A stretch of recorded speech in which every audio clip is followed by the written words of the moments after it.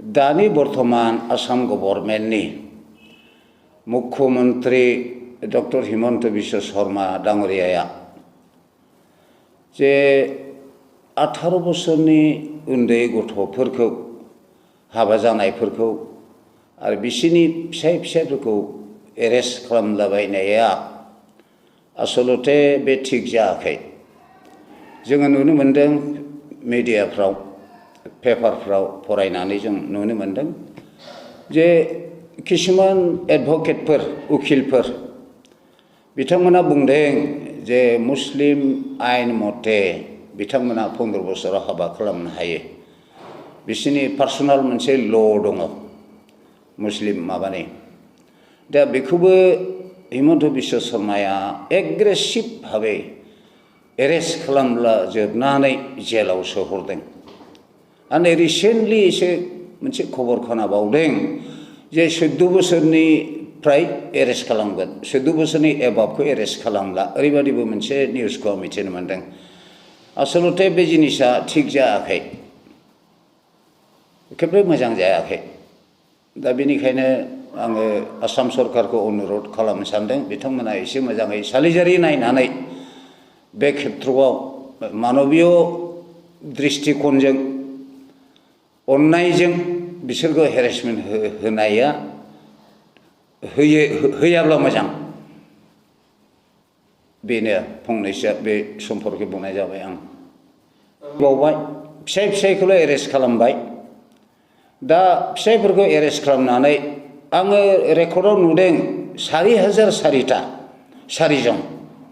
बे 4,004 जन बै जे हिन्जावफ्रा बिसा लानानै बिसोर मा रोखोम संसार सालायगोन बेखौथ' गभर्नमेन्टआ मोनसे बिकल्प सिन्था खालामनांगोन ना। दा बेफोरनिबो खुनु प्रि प्लेन गैया। दासो बाध्य जानानै बिथाङा बुंबाय बायदों सरकारा बिथांमोनखौ हेल्प खालामगोन होननानै। बेथ' खुनु जुक्ति गैयाना, जुक्ति गैया। आरो बिसोरखौ हेल्प खालामोबा आल्टिमेटलि रायजोआनो बहन खालामनांगोन, रायजोनि फैसाखौसो होगोनथ' बियो। बेथ' थिग नङाना। बेनिखायनो आं दुखु फोरमायदों आरो नोंथांमोननि जरियते बे थिग जायाखै बर्तमान सरकारनि जे कार्यकलापआ। बे इभिक्सनाथ' आसलते चिरां जिल्लाया कमप्लिटलि बिटिआरनि एलेकायाव गोग्लैयो, 6 शिड्युल एरिया। आरो बे 6 शिड्युलखौ बर'फ्रा आन्दलन खालामनासो मोनदों, रुंसारि जानांदों, शहीद जानांदों। दा बावहाय बर'फ्रा थामोनथा दं। बेयाव बिथांमोना बेबायदि रिजार्भ लेन्डखौ माने एभिक्सन खालामलाबायनाया थिग जायाखै। दा फरेस्ट प्रडाक्टआनो जेबो गैला, दंफां लाइफां जेबो गैला, हालेवनानै जायो बावहाय। बिसोरो बाव न' लुना थादों। बेखौ एभिक्सन खालामनाया गोजां बोथोराव रायजो राजाखौ हेरेसमेन्ट होनाय जादों। बे अन्याय जादों सरकार तरफनिफ्राय। दादगारि एरियायावबो एभिक्सन जादों, बे एखे धरনের एभिक्सन जादों। बेनि रायजोफोराबो बहुत हेरेसमेन्ट मोनदों। बेबो अन्याय जादों आसाम सरकारना। सरि एसे बुंफिननाय। दादगारि एरियायावथ' फ्रायानो जोंनि मानसियानो दंजोबो, बर'फ्रानो दंजोबो। मा इसु लानानै सरकारा दे नटिस होदलागासिनो दं आं बेखौ बुजिनो मोनाखै। बेथ' 6 शिड्युलाव बर'फोरनि मोनथायसो बियो, बर'फोरसो दं, बर' आदिबासिफोर दं, मोनथाय बियो, मोननांगौ। हाया ओरैनो बेखार दं, दंफां लाइफां गैला। नटिस होदलाबायनायाबो इलिगेल जादों। बे मोनसे एग्रेसिभ मन'भाबसो आसाम सरकारनि, हिमन्त बिश्व शर्मानि। बे इलिगेल जादों। आङो फैगौ बिसायख'थिफ्राव रायजो राजाखौ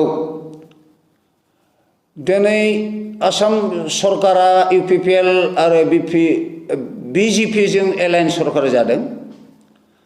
बिथांमोना दिनै 2 बोसोर जाबाय सरकारा खुनु धरনের डेभेलपमेन्ट एवं साख्रि बाख्रि एमप्लयमेन्ट होनाय बेखौ जों नुनो मोनाखै। आरो जों मिथिनाय बादिब्ला आसाम सरकारा 16टा डिपार्टमेन्टखौ बिटिसिनिफ्राय लांफिनबाय। दा बिथां प्रमदआ बिटिसि चिफआ चौकीदार पियन पर्यन्त एपइन्टमेन्ट होनो हायि बादिसो जालायलांबाय। बे बर'फोरनि पावारखौ सिख'बाय, 6 शिड्युलनि पावारखौ हिमन्त बिश्व शर्मा सिख'बाय। दा बिथांमोना माबोरै सिरि जाखो मानो बुंनो रोंलिया दानि UPPL सरकारा बेखौ आङो दुखु फोरमायदों बेथ' इलिगेल जादों आरो एभिक्सनखौबो बिथांमोना होबथानो हायोमोन गोसो जायोब्ला BTC सिफनि एरिया बियो BTC काउन्सिल एरिया 6 शिड्युल एरियानि हा बियो बिथांमोना एसे डिमान्ड खालामब्लानो होबथानो हायोमोन बे 6 शिड्युल एरियासो जोंहा मोनथाय दंबाव बर' फिसाफोरखौ बेबादि गोजां बोथोराव गथ' गथाय गोदाव सोराव खालामहोबाय बेथ' इलिगेल जादों दा बेनिखायनो जोङो सानदों आरो आं नुनोबो मोन बेबो 6 शिड्युल एरियानि गिर्जा बर' खृष्टानफोरनि गिर्जा बेखौ सिफायनायाबोथ' अन्याय जादों अमानबीय एक्टिभिटिस बियो मानबता गैयिनि खामानि मावनाय जादों जों दाब दाब जायगायाव बिदिनो माबा मन्दिरफोर नुब्ला जोंहा गोसोआ नरम जायो दाब दाब जायगायाव गिर्जाफोर नुयोब्ला जों मोजां मोनो जेनेबा मोजां मोनो सोरबा बबेबा लामायाव सि गोजाजों त्रिशुल गायलायनानै सि गोजा होनानै बाव जुदि संखा दामोब्ला साधुफ्रा बेवहायबो जोंहा मोनसे श्रद्धा भाब फैयो दिनै माने हिमन्त बिश्व सरकारा बिगाब बिगाब प्रमद बर'नि सरकारा बिगाब बिगाब मानसिफोरखौ गाबहोद्राबायखे बेथ' इलिगेल जादों दा बेनिखायनो आं रायजो राजाखौ खावलायनो लुबैदों बे भारत हादरा मोनसे धर्म निरपेक्ष हादर रायजो बेयाव खुनु धर्मनि प्रति बेबादि बिद्वेग भाब लानाया बे सरकारनि मोनसे माने गाज्रि नीति बियो गतिके रायजो राजाया एसे सांग्रां जानांसिगोन आं बिसेसकरि तृणमूल दलनि बर्तमान स्टेट एक्जिकिउटिभ मेम्बार आं बेखौनो रायजो राजाफोरखौ खावलायगोन एसे सिन्था खालामदो BJP सरकाराथ' दा रायजो राजानि खुनु मोजां मावनायखौ जों नुवाखै